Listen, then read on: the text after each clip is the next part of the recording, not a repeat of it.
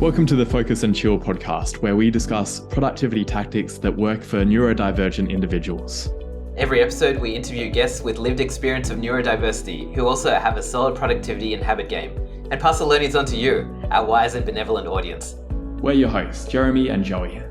I'm Joey, and I coach creatives to get moving on their most ambitious projects through the power of solid habits and strong focus. I'm also a perpetual student of psychology and perpetually on a quest to a one-armed chin-up. And I'm Jeremy, a neurospicy software developer turned startup founder, building the Focus Bear app to help people with ADHD and autism thrive at work. My cool party trick is leaving parties early so I can get to sleep in time for my 2-hour-long morning routine.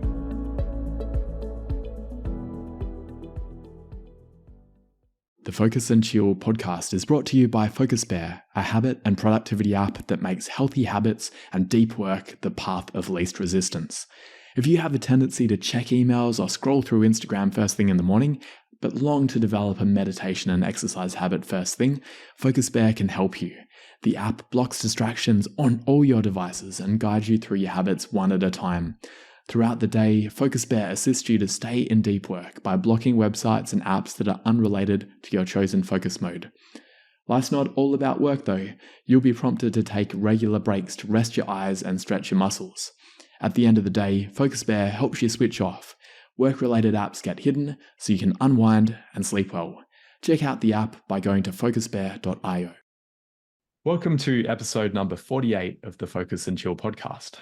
We're lucky to be joined by Yvonne Heimann today. Yvonne was born and raised in Germany, where she caught the entrepreneurial bug early on, working in her parents' business and owning her own pub by the tender age of 22. She left the safety net and security she had in Germany to pursue her own dreams. Since moving to the US in 2007, Yvonne's goal has been to help empower entrepreneurs so they can successfully run a sustainable business while also enjoying life. Her own life-changing challenge came in 2014 when she lost her husband to cancer. Yvonne was determined to resume her passion of building bulletproof businesses that can withstand anything. Welcome to the show, Evie. Thanks so much for having me, Jeremy. I'm happy to be here. Yeah, really great to have you on. I enjoyed being on Evie's podcast a couple of weeks ago, and it's nice to be able to turn the table a bit and hear about initially your own experience with neurodiversity, because you shared a bit about that in our pre-recording. Let's hope I did good as a host on my podcast. You did great. You're going to be nice to me today. Tell us a bit about when you realized you weren't neurotypical. That was kind of like a growth process. I was always like the outsider. I struggled in school because I just simply didn't learn out of books. So there was always something going around. And then when ADHD specifically became more public and more known, I was like, that sounds like me. No, I'm somebody I never got officially diagnosed. My therapist that I've worked with regularly is like, yeah, chances are pretty much, we're pretty sure you fall right into that. And I love for everybody that does get the official diagnosis, and I know how much weight that can take off. For me, it was that it's cool. Now my brain makes sense. And I think the biggest realization that my brain just works different and just how many tabs I have open every day is when I started testing with microdosing and just testing it with a coach, what works, what doesn't work for me. And there was a moment of, I only have one voice in my head. Is that how other people think? Is that how their brain works? And at that moment, it was like, oh, now I realize just how many tabs I have open in my head literally every single day. And that was that experiencing how it is with just one voice in your head. That's possible. I still have the multiple voices, and I kind of like it from time to time because it feels like I'm getting creative input, but it can be very distracting if I'm in a meeting and I'm getting divergent thoughts going on. I don't every single day or every single month microdose. So I have done it for, I need to say a lie, probably 2 or 3 months on a schedule where I microdose twice a week. simply because of also helping with my anxiety, just helping with that general craziness that my body sometimes picks up too and doesn't just stay in my head. Hmm. Right now, I do not microdose, but when I get overwhelmed with myself and my thoughts and all the things, I do go through another round of microdosing again twice a week. It's literally just a teeny tiny microdose. I'm actually on the lowest end of microdosing. And it's more of a taking a little vacation and resetting my body when it gets too crazy, if that makes any sense. Probably means it makes it easier than at other times because you're not completely shutting off that part of your brain. You're learning to live with it a bit, but also being able to control the more debilitating side of it. Mm-hmm. And I'm like, I'm lucky enough to manage my voices fairly well and use them in my work. Mm. So when I look at how I work, the idea of having this many tabs open and following so many thought patterns at the same time is what allows me to work with my clients how I work with my clients, because I'm constantly switching between their big picture goals in their business and how that impacts something in the small, and then switching back to big picture. And my brain is constantly switching around. So some of my clients that haven't experienced that with me, I need to warn them. I'm like, you do not need to follow me right now. I just need to external process all the things that my brain is going through right now. And often enough, I get that glazed look in their eyes where it's like, don't worry about it. It doesn't have to make sense for you. I just got to speak it out. And I put the pieces together from big picture down to the small pieces, talk it out. I get the picture in my head. I'm like, oh, sweet, cool. Now it makes sense. And I give them the quick little rundown. And then they're like, oh, that's what you're talking about. I'm like, yeah, welcome to my brain. Yeah, and that probably gives a unique perspective that they hadn't considered in the past. It's sometimes frightening just how much my brain jumps around. I'm like, I work closely with processes and systems, and most of my clients have the problem they work in a silo. And I'm like, working in a silo doesn't work in your business. It's going to hurt you. And because I can run multiple different tabs in my head all at the same time, I can keep track on how a change would affect the rest of the business and implements with their big picture, implements with their goals. Where could something break? Where do we need to pay attention? And I don't want to lose that. That's my superpower in my business. However, once in a while, I do need a vacation from that. In terms of your own journey as an entrepreneur, how you dealt with that when you were like starting a pub, I can imagine that would have been a situation where there were a lot of things going on, and it probably would have been helpful having all the divergent thinking. Has it ever been challenging? Have you ever struggled with the financial side of running a business? Yes and yes. So yes, the neurodivergent thinking definitely has helped me in the hospitality business because there's so many things going on all at the same time. The downside is I am not good at finishing things. So it has taken me a while to be okay with that. I am a quick start. I will run, I will do all the things all at the same time. But then when it comes to, the tail end of the work, the polishing, the final implementation, coming up with a sales funnel, but now you actually have to implement the emails, coming up with a program, but you actually have to set it up and put the curriculum together. That kind of like, so learning and being okay that I'm not the nitty-gritty implementer and bringing somebody into my business now that can handle that. And then learning to delegate, and I don't have to do it all myself. Let's just say that has been a journey. And on the financial side, definitely, because how many in marketing or in social media tell you have to have a niche, you have to have this one thing. And I'm like, my one thing is that I have many things and they all connect with each other, they all match. I spent too much time. No, it was just a learning phase. It is what it is. But I spent a lot of time listening to the one thing, the one niche, the one offer. And I'm like, I get bored with that. I can't. And I will not do it at all. If I get bored with something, it's not going to happen. So again, learning to be okay with that.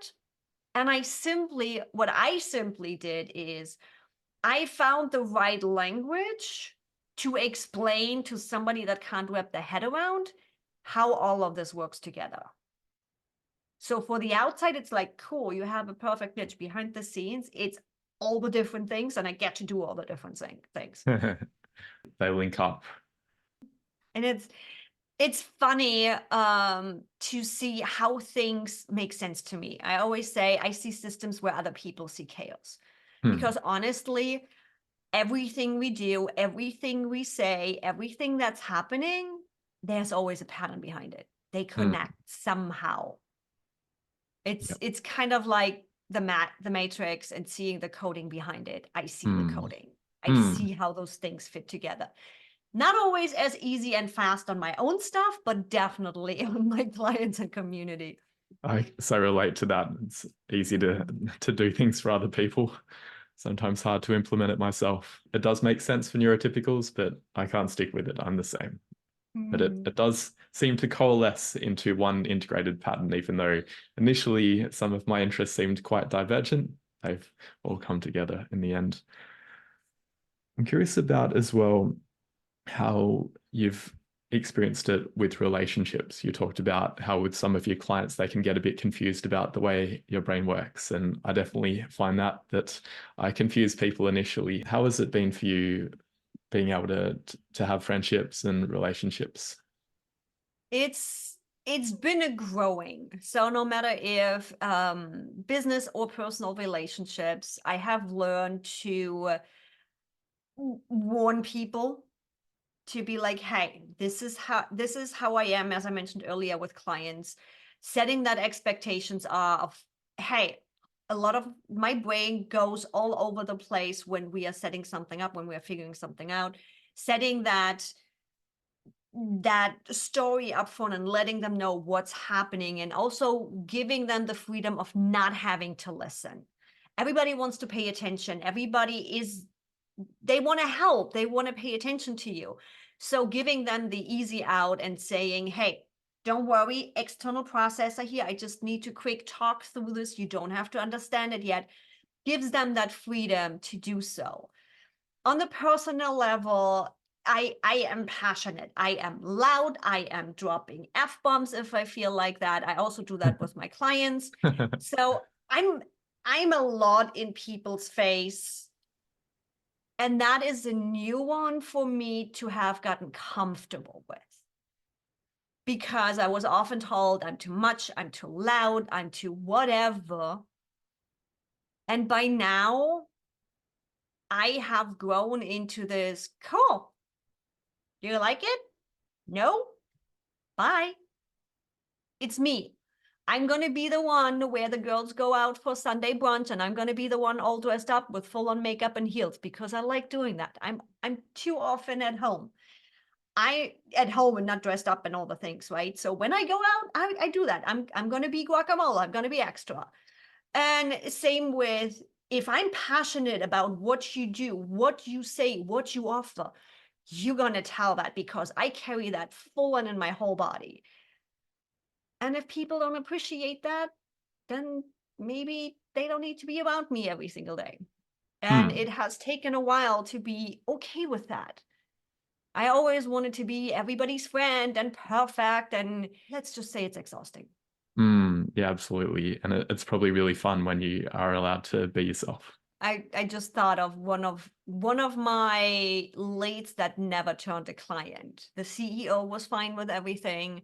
However, the team is quite Christian leaning and doesn't do any curse words or anything. And I'm like, yes, I go live on YouTube. I know how to stop myself, but I'm gonna mouth the F-bomb at some point or some things. I'm passionate about what we do and what you do. So It's your choice. Hmm. They never By the turned into way, a client. F-bombs are fine on this podcast Like, if it comes out. yeah, but it's also audio, and we do have some platforms. So with audio and video on podcasts, and even in my YouTube videos, right? Even my own YouTube videos, I'm always careful about it, because we do have YouTube and we do have audio platforms that are careful about it. And if I ever get on TV, I don't want to get myself in trouble either, right? But it's like that's the little thing. They even had problems with just the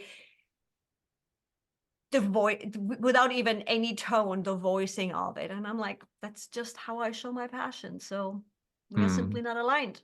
Yeah, it sounds like they weren't a good fit. I'm curious as well about when you moved from Germany to the US, do you feel like American culture is more open to intensity compared to German culture? There was definitely in general a culture shock. It was, in the sense of business and doing what I'm doing, it was the best choice I ever made. It is still interesting to me how the English language lacks a lot of words. One example I often say is like in Germany, we have between I like you and I love you about 10,000 differentiations that talk about a different level. And I'm like, I'm so focused on details where I'm like, sometimes I'm like, yeah, but I can't really, the language is missing because there's simply no word for it. Me living in California, and especially in San Diego now, it is definitely easier to just be who I am, to be louder. Germany is more of a by the book, in a box, 9 to 5. It is changing. It is getting different over there, but you have people in Germany that have been with the same company literally from after college till retirement. How often do you see that in the States? Yeah, 50 years ago maybe, but not these days. Personalities are definitely different, and it is the right environment for me. I've spent a bit of time in Germany, and I like certain aspects of it. I did feel that it was a little bit quieter, at least in the Black Forest area that I was in. I do like I call myself a rule stickler, and I put that back onto my German roots, where it's like, yeah, am I going to stretch the rules a little bit? Yeah, sure. But I'm like, everybody knows what to expect. If you're driving on the Autobahn and you are slower than anybody else, you're going to move over to the right. And I then can drive on the left lane because I'm ready to pay for that ticket. It's like people follow the rules. It's like, I know what to expect. It's nice knowing. But the downside of that is it also puts us quite in a box. It can be limiting just as much. Yeah. The right kind of rules are helpful, but the wrong kind are restrictive. Really interesting. Let's talk about your work. What type of clients do you normally help? And you've got many arms to your business. Can you tell us about that? I work best with clients that are passionate about what they are doing, that want to have an impact, that want to do something different. Most of my clients are digital entrepreneurs. They do something online. It's not a brick and mortar store. And they are ready to change. I am best. So what I have realized about myself, I am best reactive. I can bring you all the ideas. This needs to change, this needs to change, and this needs to change. But I'm not going to be at my best when the client is, yeah, cool, then just do. I'm like, no. I need the involvement and that passion that the client has for their business to come into working with me. They come to me and it's like, hey, I want to make this happen. Hey, can we do this? If they bring their ideas, their energy, and their passion into our workflow, not even the sky is the limit. We can get so much done because that's what fuels my passion and my energy for their work. And we can get so much done and so much implemented. I like being questions. I like being challenged of, hey, can we do this? Or why are you doing this? I'm all for this. But when a client comes in, supposedly hires me for my expertise, and then constantly pushes back, where it's like, no, we're not doing this. Why did you call me? Yeah. And it's not even, what I recognize with me in that situation is I fall into a full on cool, then whatever. I'm just gonna sit up my time, what the contract is based on. I'm gonna give you the bare minimum and we are done when the contract is done. I don't even, whatever. Yeah, that doesn't sound like the right type of attitude from the client. And it's been testing. It's been looking at the patterns. What clients was I my best at and delivered and really had fun in the process? And I started seeing certain behavioral patterns that popped up, certain ways of communication that popped up where I'm like, oh, so cool. Now, based on that information, I start screening my clients where I'm like, yeah, no, I'm good. You go have fun. There's somebody that can help you with that. Yeah. The warning them of this is how you work and this is how you like to do it. Does that help a bit in terms of making the right clients really enthusiastic about the idea and the wrong clients realize up front? It has become less and less that potential clients at leads even reach out that do not align with me. It's become less and less because I also carry that out into my website, into my YouTube videos, into my social media platforms, where finding that voice and having that knowledge has become public knowledge. And I have less and less trouble with people contacting me that just don't align with me. There's enough people out there. I don't need them all. In terms of your presence online, wanted to share that one of my friends in Australia, without me having said anything, saw that I was on your podcast. So you've got a loyal listener base in Australia. Tell us about how much time you spend and how much energy you put into the podcast in order to have made that reach happen. Your YouTube videos. On the podcast specific, initially, we have put in a lot of work, polishing things and all the stuff. And you have experienced it as a guest, right? At this point, we have polished up this workflow so much that the team over at Unevolved Media, who is producing Jeff Fenster's podcast, will be running our process. So at this point, it's a nice list and click up. Every episode has their own task, and you experienced it when an application comes in, the person applying gets an email. I don't even have to touch it. When I say, yep, I want Jeremy on the podcast, you got an email that said, hey, I would like to have you on a podcast, and it gets scheduled. Once we recorded it, you got an email again, thanking you and telling you what the team is going to do. I just click the button. That was it. Same with the afterwards, with the task management, the team management, all of that. I literally, what do I do actually on the podcast production? I choose which guests are coming on.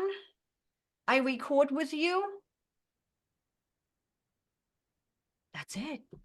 Everything else is automated. It's scheduled. The tasks and subtasks are created. It's all so polished that the podcast in itself, doing it is actually quite simple now. YouTube videos, now that's a whole nother story. Your timing on this question is interesting. I am literally on a YouTube recorded video burnout right now. I'm like, community, can you just tell me what videos you want? And then with the YouTube algorithm, I want the videos to get out there, right? So how do you balance all of this? And then what am I talking about? As I said earlier, I'm better reactive, where I'm like, can somebody just tell me? And that's kind of like a pattern throughout my business too, where it's like, can somebody just tell me? Where I have decision fatigue, where I'm researching for hours. What should I talk to? How do I do this specifically? What's a good hook? And oh my God, I could literally spend hours and hours, and I have to I have to really pay attention and cut my time short when I do research for YouTube, because I will go down a rabbit hole. And not only does that turn into a time sucker, that also turns into a motivation sucker. YouTube research on what videos to produce, if I do not put that on a timer and then put it away, I will be down for the weekend with full-on anxiety, bad mood, and all the worst thinking you can have. Yeah, I can really empathize with that. It feels there's some kind of disconnect between I only wanted to spend half an hour, but I feel trapped and I'm continuing. I don't have enough information yet. The way you're describing it of you getting... don't ever seem to be finding enough information, because when you get a little bit of information, then you find information that's opposite. There is never a clear answer. Yeah. Yeah, exactly. But I love what you're doing now in terms of asking the audience what do they want to hear, because then it's in their words as well, and that probably helps with YouTube SEO and all of that, as well as just being psychologically easier. It helps a lot. Now, if I can get my audience to submit a little bit more and pop into the comments a little bit more, we are golden. Yeah. When you're not working, what do you enjoy doing? Do you have as many hobbies as you have aspects of your business? I actually don't. No, I do have some hobbies. I definitely pay close attention to move my body regularly, because I can be totally happy just being here on this desk half the day, on the couch watching TV the other half of the day. So I enjoy moving, but I need to remind myself to go moving. I live in a great community here. I have like a mile loop all the way around the property, so it's really easy for me to just go out rather than having to go somewhere. And then living in San Diego, I'm like going to the beach again. I need to get my booty off the couch, so that is a little bit, but by the time when I finally get my hiney out of the door, I've been living in San Diego for 3 years now, and the sunsets are just as gorgeous as they have been the first day. And then experiencing food. Food is my thing. It doesn't matter what type of food, doesn't matter what specifically it is, just experiencing new food. I actually am going to a tamales class with Claudia Sandoval on Thursday. She was Master Chef season 6 winner. Yep. Love her to pieces. And I'm like, why am I just going to eat? I love tamales, so I signed up for her cooking class Thursday evening.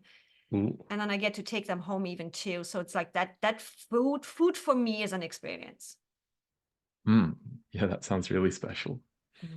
And the sunsets sound amazing. I'm jealous because we don't always have nice sunsets here. Especially right now in the winter months. We don't often have clouds here throughout the summer, right? So in the winter months, when we have more of the clouds, going down to Pacific Beach, grabbing some Better Bus acai bowl or Everbowl acai bowl on the way there, grabbing that, getting to the beach, just sitting there, spooning my acai bowl. I'm like, yep, sign me up. What's acai bowl?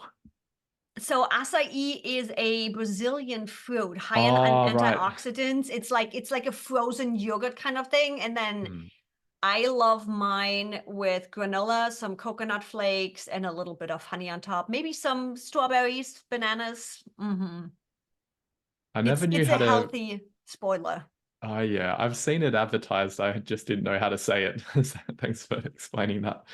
It does look really nice. You mentioned sticking to rules in some ways. Do you have a morning routine that you try and stick to each day? I do. So in the past, I was one of those, oh, I get to do this today. And I jumped right into work. And then by noon, I was grumpy with myself. And I realized I needed to focus on really some me time in the morning. So just a couple of months ago, I actually redid my outside patio. I have one of those wicker couches out there now, a little blankie. And in the morning, one thing is a must, sitting out there with my coffee. Yeah, I know. I probably should do some tea or protein shake, but I need my coffee in the morning. That's my luxury. Nice with milk foam on it, some cocoa powder and cinnamon. Hmm. And then preferably when I then do follow my full morning routine, there is some reading involved and some journaling. Um, it it changes. That goes in seasons. I have some seasons, especially right now, where it's a lot of go, go, go in my life. I just got my citizenship. My book was just published. There was so much going on where I just gave myself the grace in the morning. It's like, I'm just sitting here with my coffee for an hour. That's it.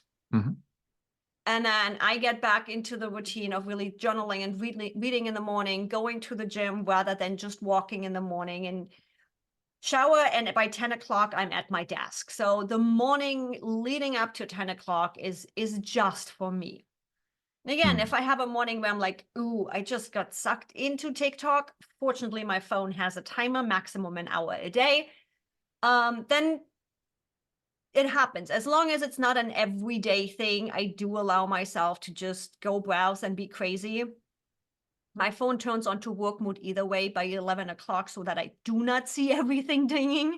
But yeah, it's the starting the day with and for me. That's my morning routine. Love it.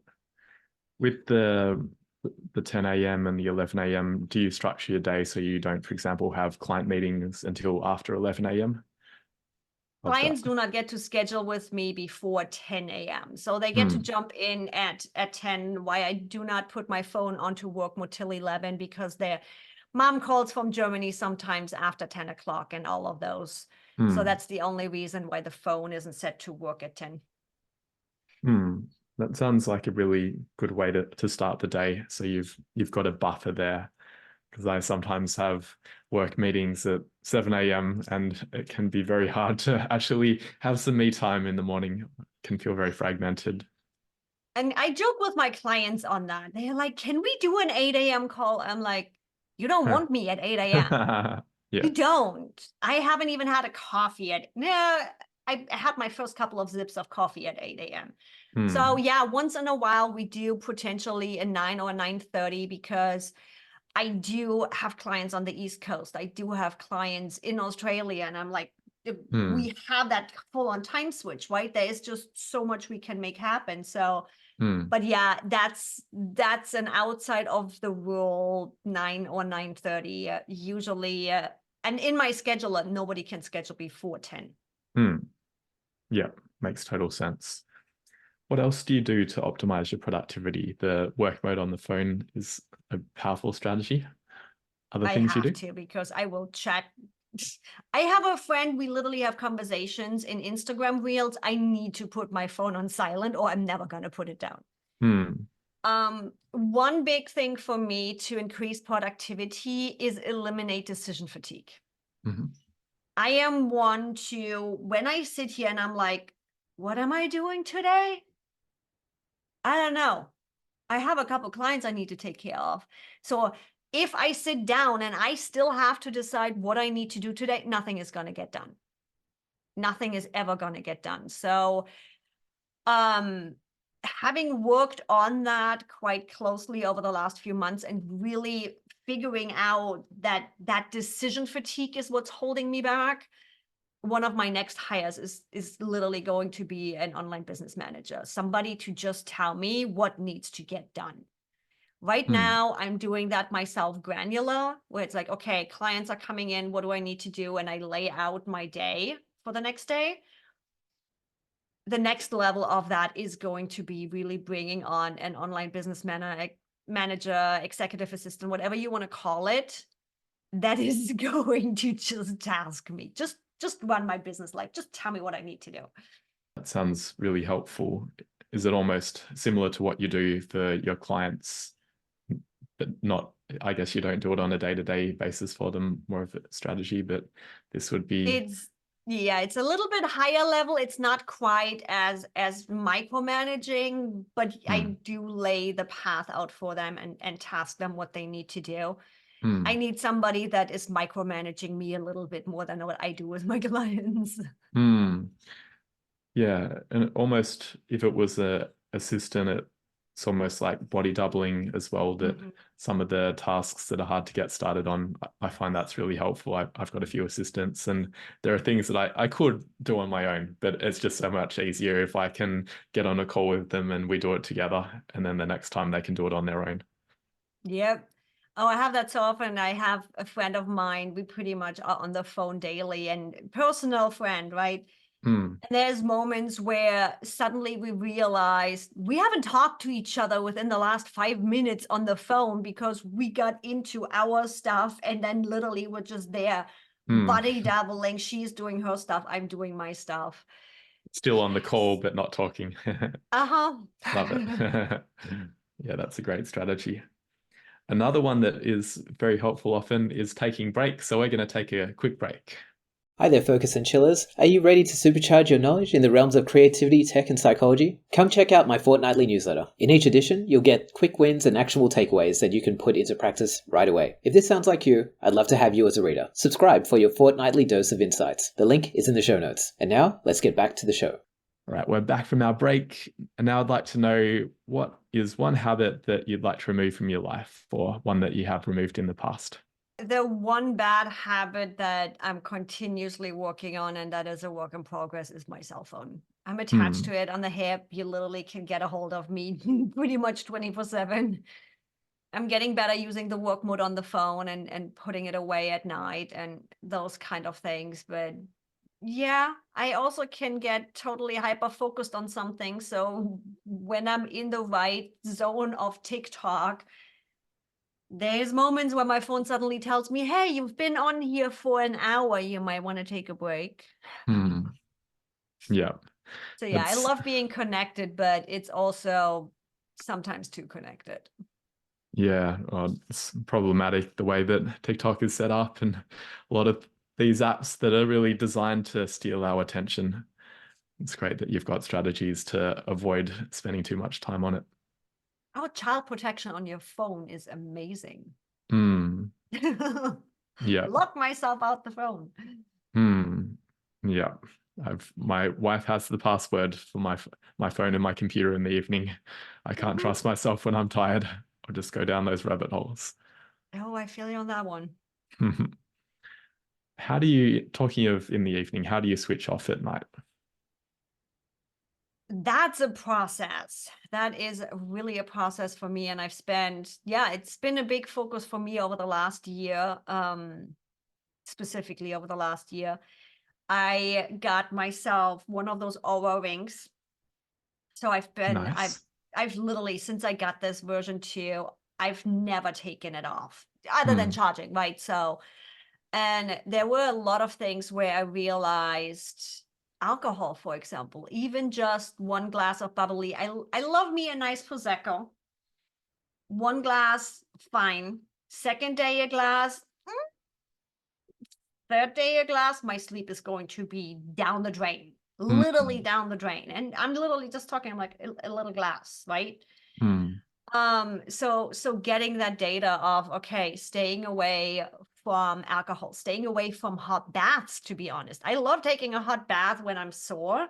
I need to do that earlier in the evening. If I do that right before bed, my sleep is going to be a mess too. Oh, really? Oh yeah. The body is too hot. The blood is flowing too much, and trying to cool down your body for sleep doesn't happen too fast. And then specifically sleeping, I need to have it cold.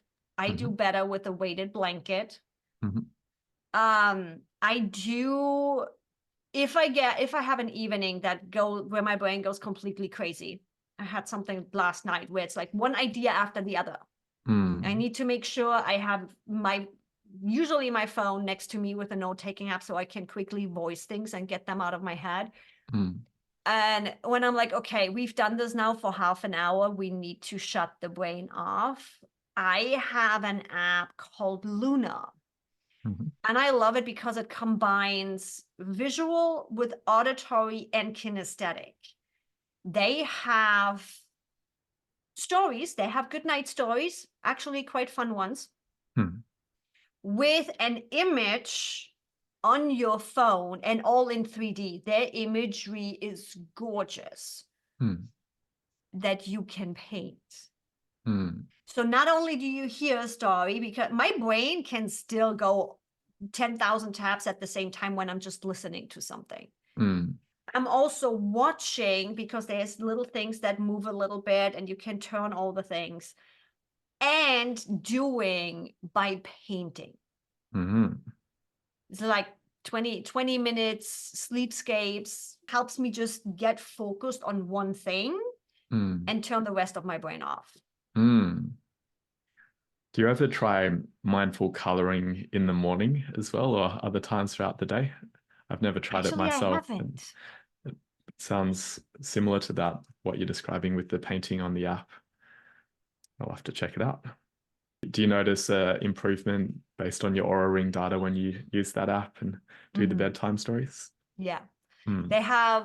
They tell their stories, first of all, really calm, but they also use hypnotic language patterns. Mm. So yeah, I definitely see the difference in my sleep patterns doing that. Mm. I'll have to try it out. Because normally I sleep very well, but last night, I think because of jet lag, I was in bed with the brain stirring for a good hour. But after the other thing you mentioned around doing the voice notes, I did that, wrote down some of the thoughts that were going on, and it makes it far easier to sleep afterwards. My VA was laughing at me last night. I don't Yeah. even know. Because I also I do my best to be in bed by 10:30. That's the best time for me to hit my right sleep pattern. Yeah. And it was definitely later than that. And a couple of things popped up, and I literally voice messaged my VA with a couple of things last night. And she's like, "What are you doing? You're supposed to be in bed." Happens. Mm. Yeah, I do voice notes on my watch because it doesn't have anything coming in. I can only dump things. With the Aura Ring data, do you find when you exercise, does that make a difference as well? You were saying it before we started recording that you do an hour of exercise every day, which sounds awesome. I try to. Let's put it that way. Guys listening, I do not always meet that goal, but yeah, I do try to get an hour of movement in. I do. So Aura also gets data like HRV balance, which I'm still trying to understand what specifically that actually means. I'm going by the data and how I feel it.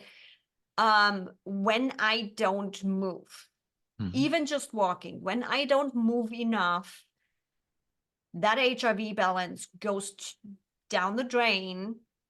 My anxiety goes up, my general anxiety, just that vibration in my body goes up.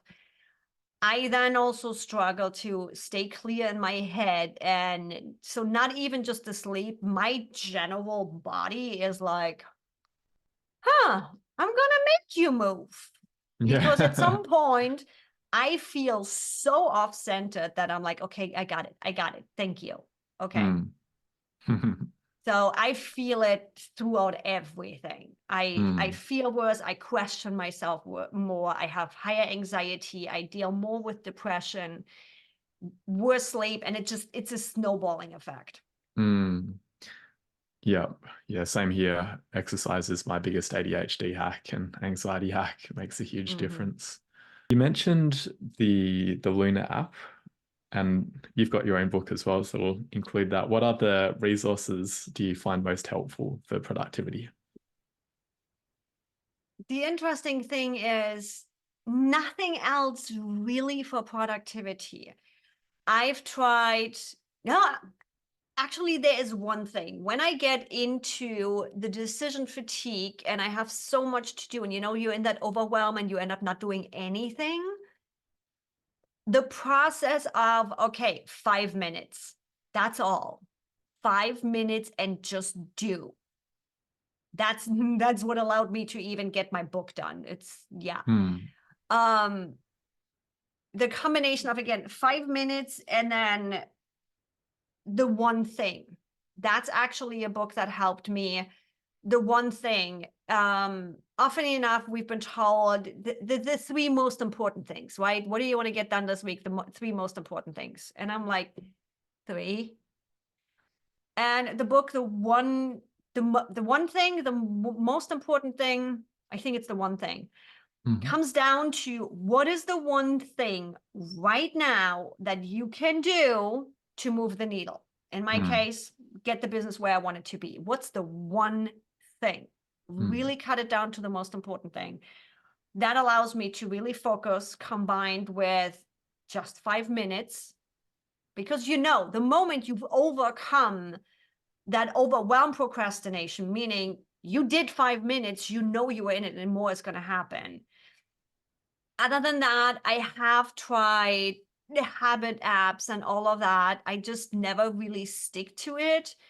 What has helped me build up habits is habit stacking, meaning connecting one new habit to an existing habit. And realizing that habit doesn't have to mean anything fancy. It can be as simple as, I'm always drinking coffee on my patio. Have the book right there and you read 2 pages alongside having your coffee. More learning, sweet. You're going to take a shower in the morning and brush your teeth.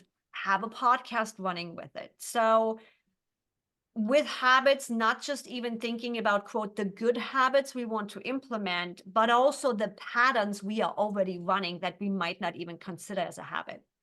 So you are a fan of Atomic Habits? I think Atomic Habits at this point, I'm one of those readers that reads a quarter of a book, then comes back and reads it again, and then at one point finally makes it through the whole book. It's like, okay, I came to this book for one particular reason. When that reason is covered, I'm like, am I going to finish it? Maybe not. Maybe I will. Yeah, it's probably the big message from the book, and a lot of the rest of it is his story and other accessory things there. Where can people connect with you? The easiest is really askyv.com. That's askyvi.com. You got all the social links on top. As you just heard, I am attached to my phone, so you're welcome to pop into my DMs. It's all right there.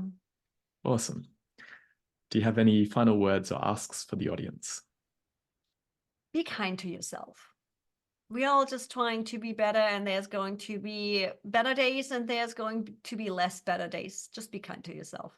Well, it's been wonderful having you on the show, Evie. Thanks so much for having me. Thanks for tuning in to this episode of the Focus and Chill podcast. To listen to other episodes, jump onto podcast.focusbear.io. If you'd like to be a guest on the show, or you know someone who'd be a good fit, email us at team@focusbear.io. Otherwise, stay focused, stay chilled, and peace out.